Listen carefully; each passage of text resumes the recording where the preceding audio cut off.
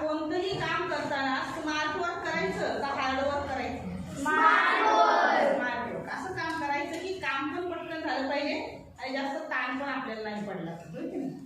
आज आपण शिकणार आहोत भारतातील राज्ये.